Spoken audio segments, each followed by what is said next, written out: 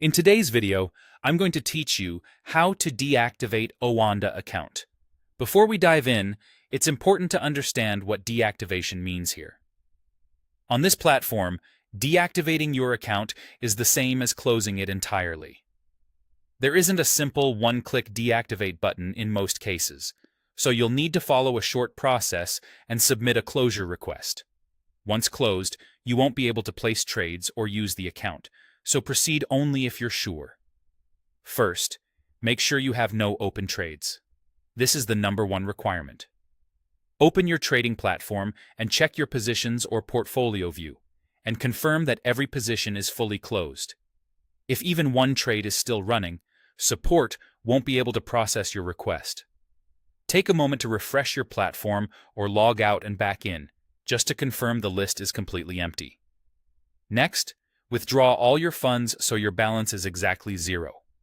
Go to the funding or withdrawal section and request a withdrawal for the full amount available. Partial withdrawals will leave a remainder and delay the closure. Depending on your region and payment method, withdrawals can take some time to land, so keep an eye on your balance until it shows zero. If fees or conversion rates apply, factor those in, so there's no small leftover amount.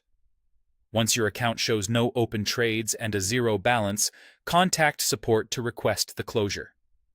You can reach them through the live chat inside your account, by email, or by phone, whichever is most convenient for you.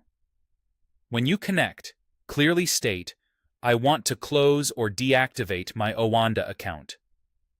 They may ask you to verify your identity, so be prepared to confirm your details. After verification, they'll submit the closure on your behalf. Now, wait for confirmation. You'll receive an email once the account has been fully closed. Keep an eye on your inbox and spam folder, just in case. If you don't see anything after a reasonable time, you can follow up with support using your original request.